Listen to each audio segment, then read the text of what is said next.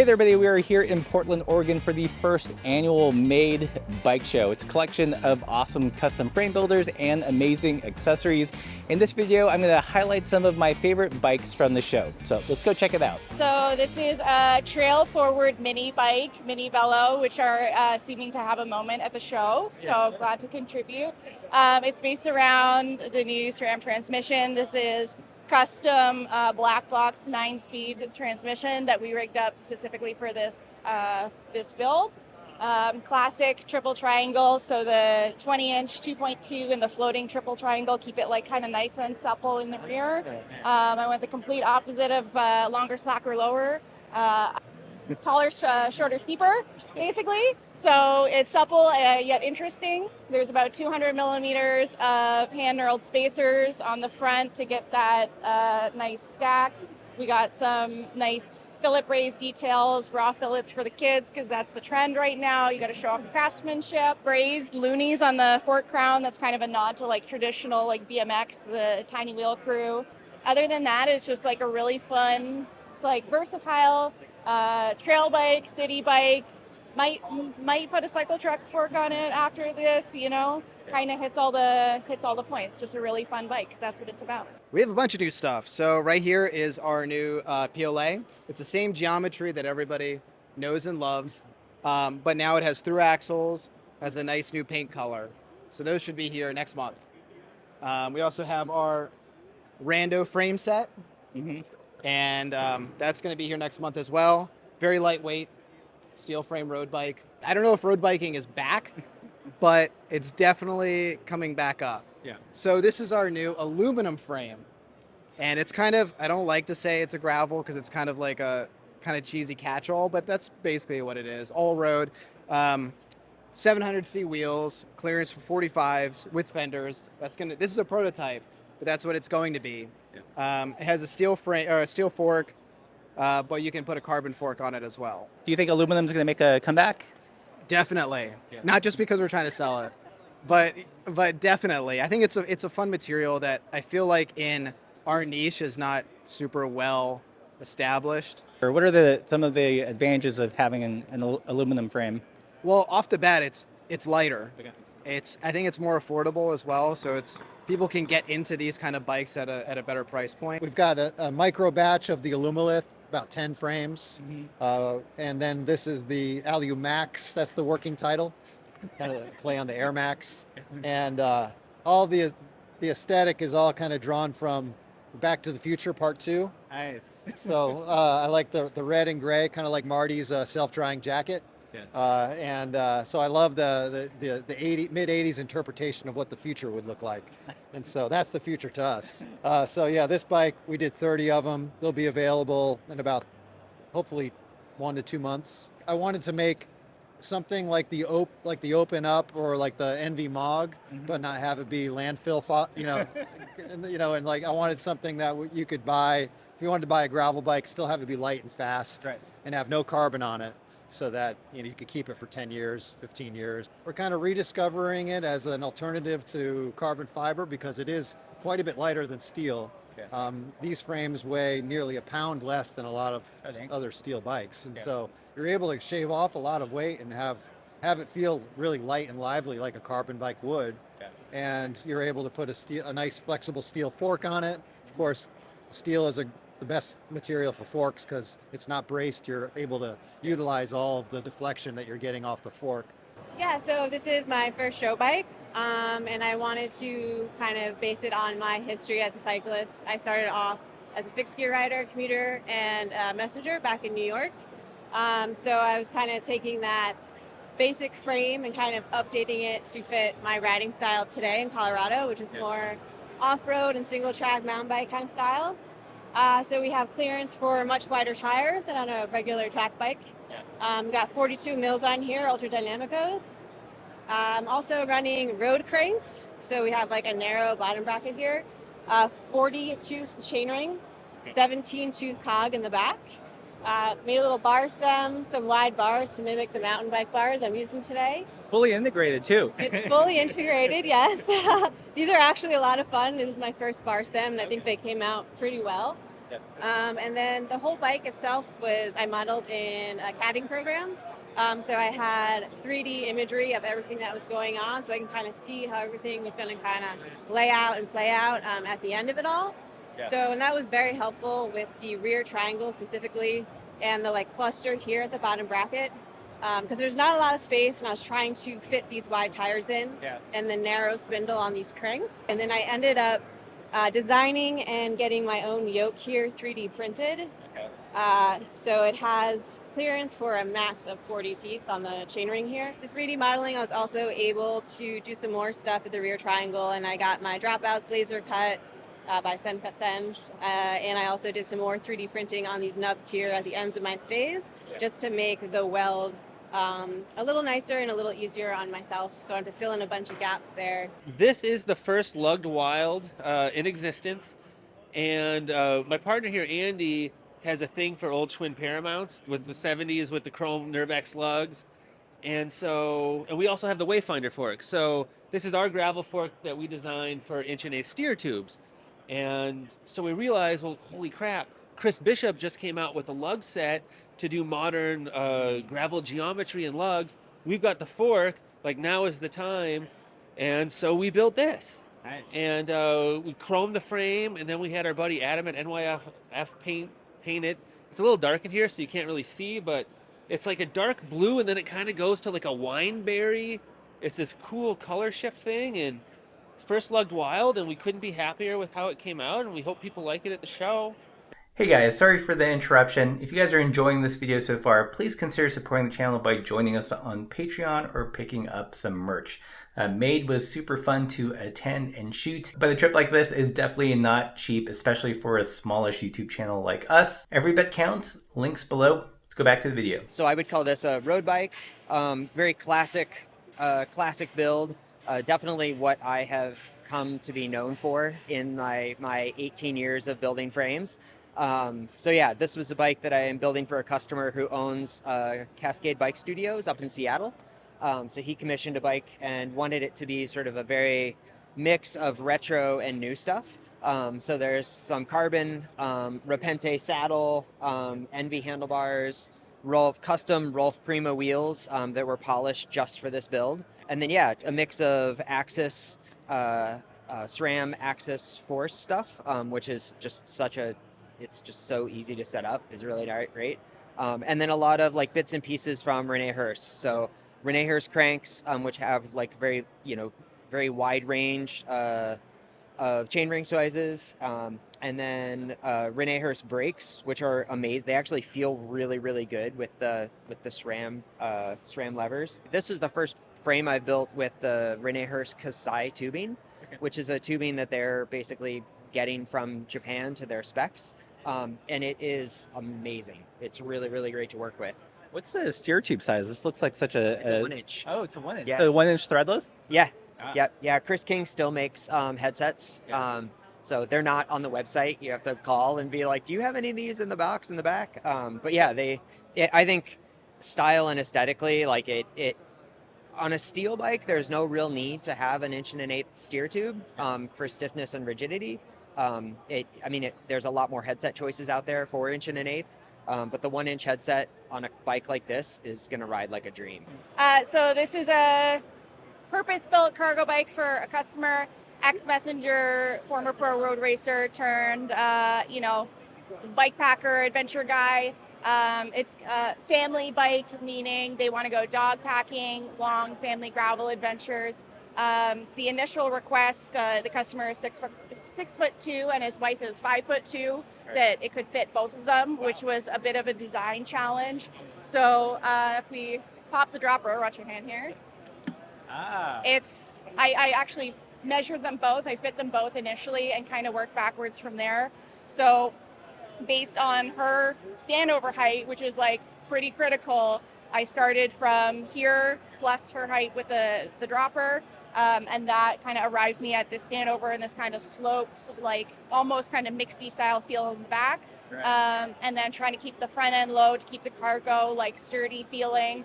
It's got a power meter on it because why wouldn't you do interval training on a cargo bike? Yeah. I did the split kind of triple top tube design, so I could keep the storage segmented at the bottom, the bottles low, so maximizing the bottles with a really long dropper. I didn't want to kind of jam a full frame bag in here, but it also keeps the top tube like really low and clean, one for just like aesthetics. The geometry is, I'm calling it pretty spicy for a cargo bike. Yeah. It's designed specifically for a singular person's riding style. It's someone that comes from like aggressive messenger riding, road racing, and like cross racing. Yeah. I'm calling it party cargo because it's gonna be a really lively ride. It's not like your generic grocery getter, but I think it's gonna be a really fun bike. It looks fairly tucked in the rear here. It is, honestly, for a cargo bike. Everything that I was kind of looking at geometry wise was, I don't know, like 450 Okay. plus even. And that's, it's for stability. It's kind of that keeping things kind of long and low to keep it stable. So this is more, it's almost like a cyclocross oriented geometry. So it's going to keep the handling really lively. Not for everybody. I know this particular person can handle it, and I think it's going to be a really fun ride. This is the Rodriguez 6-pack. Okay. Because it has 6 couplers on it. Wow. We have a lot of customers that travel through Europe, and there's a lot of restrictions with trains and bringing bikes on trains. Yeah. So we actually made this to fit in pretty much a carry-on suitcase because that's like kind of the regulation size. Because I think we do about the most S&S bikes out of anyone right now. And S&S cases are just too big for taking on the train. So we actually make this in a tandem version as well, staying with the 20-inch wheels, but instead of 14 couplers, and it fits into two carry-on suitcases. It's very fun. Handles like a normal bike. Yeah, this is our Yopan Steel, predominantly a bike packing bike, but it's unique in that it can be built with either drop bars or mountain bars. Drop bar bike with 120 travel, 100 mil or rigid fork, fits up to a 2.6 29er tire, down to like a 700 by 50. Yeah. So it's really good for long distance gravel if you want like a little bit burlier bike. But then it's really designed for things more like along the lines of Tour Divide, covering long distances, riding single track. It's surprisingly very capable with the 120 fork, and it's a lot of fun. So we're here with Tyler from Bitchin' Bikes. Tell us about this very shiny object here. Yes, it's very shiny. This is my first tie build. So this one's intention is to trying to kind of nail more of a classic Randonneuring a frame dynamic feel with it. It obviously kind of looks like a Bitchin'. I'm known for shaping and manipulating virtually every tube on the bike. I don't really leave anything alone. So, rolled top tube into probably the more interesting, or one of the more interesting parts of this frame is as an integrated seat mast. It is a fixed height. There's not an adjustable topper. It's my bike. You gotta commit. I'm committed. And in doing that, I was trying to gain a lot of flexibility out of the seat post by doing that, which necessitated a gusset to tie the top tube seat stage junction together.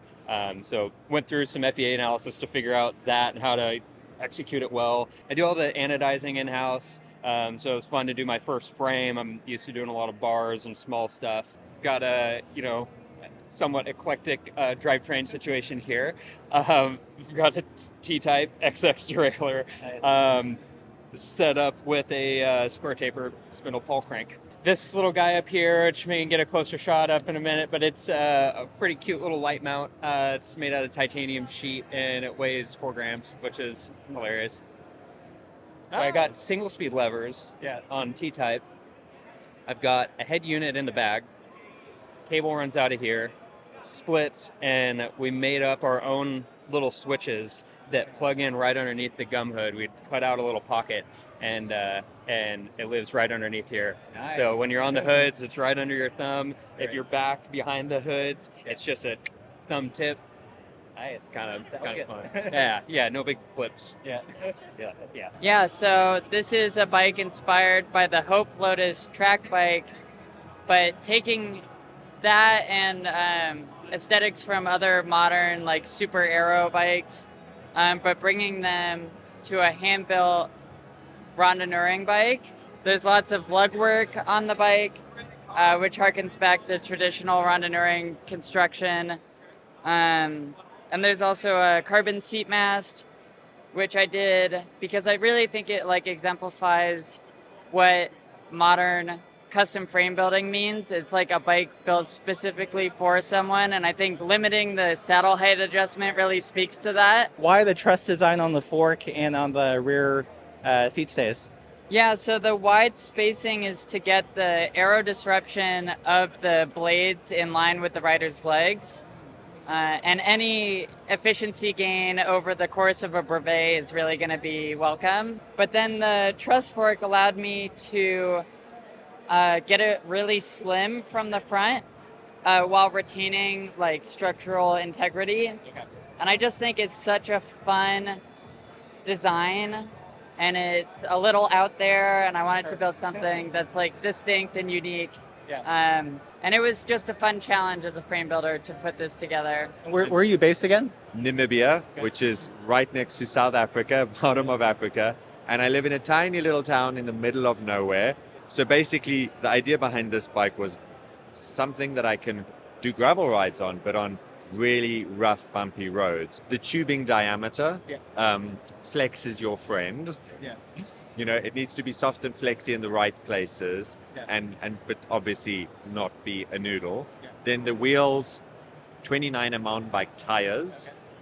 So these are 2.3 inch wide, and just tires are your suspension, right? Lovely, soft and supple, ultra dynamic tires. But because I'm building a old school type looking bike, I really had to sort of make it still feel right and like it suited me, or that it was the style I wanted to ride. So the deep section carbon wheels, the SRAM electronic shifting, hydraulic braking, of course. What's the inspiration behind the paint and the color scheme? On the seat tube and the stem, it's called the funky cow, because in Namibia, few things are more important than cattle. They just really culturally have a lot of deep meaning. And then the yellow is the people, the culture, the vibrancy, the energy that we really want to celebrate. Because if you think of Namibia, most people think of sand dunes and rhinos and elephants. But I live there and I think about the people and their creativity and how amazing they are. And that's basically the reason why we started the company, because people have so much technical skill, but not necessarily always the rest of the package. And so if you bring in people with the technical skill and you bring in equivalent materials and teachers that basically match their already existing skill, you can build world-class bicycles in a place where people wouldn't expect. So we're here with our friend Stephen Wood. Tell us what's going on with this brand and what you've been up to. So I've got a new business partner, Wilson Hale, and we're over there. We're joining forces on a new brand we're calling Hout Bikes, and going to be small batch production style building, stock sizes. Really shooting for a low price point. Really trying to compete with some of the bigger bike brands. I think that's people are buying in our area. We have a lot of pretty chunky gravel out in the Blue Ridge and Appalachia, and rutted out Jeep trails and stuff like that. So this is a adventure bike, if you want to call it that. All day riding, pedalable, carry stuff on it, and shred on some single track. We're speccing it with 50s, but I think something slightly bigger will fit in there, especially we're using a yoke in the back and our bent seat stays. This is our latest model, the A-Road, which is kind of a fat tired road bike. And this particular one features our steel segmented fork that we learned how to make from Chris Eichelhart. When he retired last year, he taught me how to make the steel forks, and we bought some of his tooling. So it's been really, really fun story to tell, and it's been really fun to make too. And then this slims things down a little bit. You've got a little less tire clearance, which just looks sleek and slender. A little larger down tube to give it a bit more snap and pop. Really great for sprinting or climbing. So it's got a little more grunt to it. And then this version of the steel fork's narrower than the G-Road. We also offer it with an NV carbon fork, the AR fork, the all-road fork. And I think we're going to see a lot of growth in this segment in the next couple of years. I think people are going to start steering more towards road bikes, maybe just as an additional bike, or they're realizing they really ride their gravel bike on the road all the time. But this still gives you a nice plush ride. I'm running 34s on this right now. This is my personal bike. What's the max tire clearance? You could do 38s on this. Yeah. 34 with a fender. Okay, so I've always been into vintage cars and motorcycles, and it started in the pandemic when I had this drawing, and I need a project. And I took the drawing and I developed it into what you see here. Wow. I had help from, various industry people, but basically I built the whole thing. It's running on Bosch performance speed motor, roll-off, 14-speed hub with a Gates belt drive.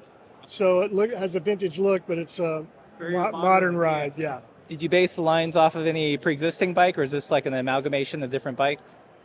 Just different bikes. In fact, it's got, like I said, I'm into vintage stuff. So the top tube slope, that's from 1939 Elgin Bluebird, it was called. And this feature right here is from also 1939 Elgin Miss America. But there's other bikes, like motorcycles too. BSA has some influence, and just some other stuff that influenced the design that I drew. Yeah. Usually when I think bikes with a Bosch motor, they're very modern looking and not my personal taste, but this is pretty cool. Yeah, well, that's exactly it. When I would look at some of the newer bikes, I'm like, oh, they're cool, but I don't like the design. Right? I don't like the aesthetics of it wasn't hitting me. Yeah. So I said, I think I can do this. Well, this is the first version of my, I will say, new line or new model with the full integrated cabling system. I have been long waiting for the ENVE to release the new gravel integrated fork, which actually they already use in the mock fork, but with the builders were waiting for a few months. They are releasing them, I think, in October or so, and they were kind enough to give me one for the show. It's built around UDH 3D printed dropouts and yoke for tight clearance up to 700 by 50. It's full titanium grade 9, a mixture of double butting and straight gauge.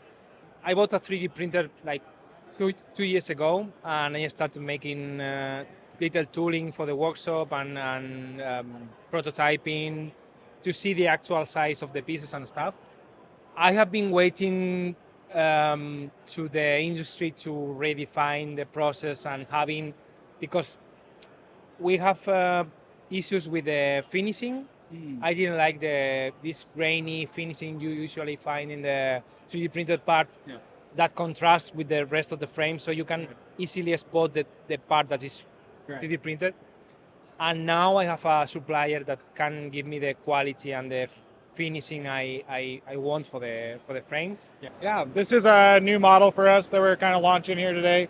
It's called the Master of None. It's kind of a do-it-all bike. So, from ripping to the grocery store to getting groceries or jumping on some single track, hitting the bike path, it's kind of meant to do everything. So this is kind of like your commuter setup. Fenders, basket, but if you take the fenders off, they can fit a bigger tire.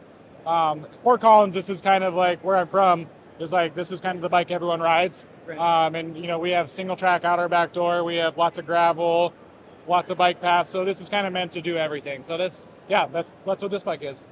Yeah, this is kind of a model I call my Cinder. It's semi-custom in that some of the geometry numbers are fixed, and basically the vertical horizontal measurements can be fit to the rider, so made to order but not fully custom. It's a longer, slacker gravel bike than still is being made by most of the companies out there. Basically a bike that I wanted to ride coming from a mountain bike background. It looks like what's new is the fork. Can you tell me about that? Yeah, with some help from Ralph Hollice at Hoon Cycles, we collaborated on this design, and it is a stainless, almost completely hollow 3D printed piece of metal. Oh, so wait, which part of the fork is 3D printed? Is it just the crown? Okay. And it goes up about this high on the steer painstakingly blended into the fork blade by hand. Yeah, so I'm Stellar Works at Austin, Texas. This is what I'm calling an all-terrain touring bike. So touring bike geometry, but room for really big tires. It's 27.5 by 2.2, can fit up to a 2.8. So meant to go just, on those extreme routes like the Baja Divide, Tour Divide, stuff like that. So Brazons everywhere. It's got eyelets for custom bags, bolt-on bags, stuff like that. I wanted a lot of modern components, but I love classic aesthetics, so that's what I was going after. A lot of polished bits, really like that. Fully filleted, it's all steel. This is using Fairing Industrial, which is a US produced tubing. So I really wanted to try their stuff. Yeah. And then, a lot of firsts for this bike. I'd never made a segmented fork before, so it's a lot of work, but wanted to push the boundary for the show, really show that off. Tell me about this interesting looking bike here. Yeah, so we started a company in late 19 to do pressurized solidification with a company we built, which is Foundry Casting Systems. So it makes the Pascal process, which is positive pressure for sand casting, hence the Hypocrite. That's what we're calling this one. And we built it on Wednesday. We rode it yesterday and at the end of the show. And this bike is just under 8 pounds currently, but we think we can optimize that with some more machining to get it inside of 6. Yeah. And we can make custom bikes in about 4 weeks right now. Right. We intend to get down to 2. Right. So start from a fit to ride, 2 weeks, full art. We just put the badge up front and the rest will be etched or laser etched or however you want. But it's your geometry, it's your mass, and we get to do a lot of things that you can't do with other bikes, such as this fender element here. You can see how we can cut windows out of the seat stays because the fender element enables the load to go to that fender, which is the lower part of the triangle, the bigger version of the seat post itself. And we got dimples on here to show that we can do controlling of how the metal flows into different surfaces. Right. So I'm gonna back you up a bit. What is pressurized solidification? Yeah, great. So instead of just filling a mold full of metal and just hoping that it's going to meet specifications, we improve that environment by controlling it up to 10 atmosphere, so 150 psi. That pressure affects all 6 sides of the mold, and then gravity increases. We increase the effective gravity with mass feeding.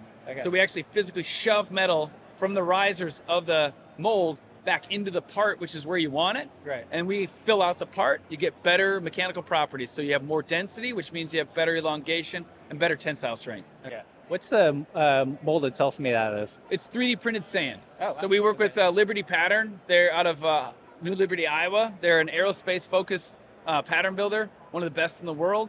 And they give us the confidence that says, hey, we can solidify all this because they run all the simulations and a supercomputer and make sure that when we print a mold, we're going to get a bike. Okay. So between great mold design, great metallurgy, and a great controlled environment, we can give you a bike.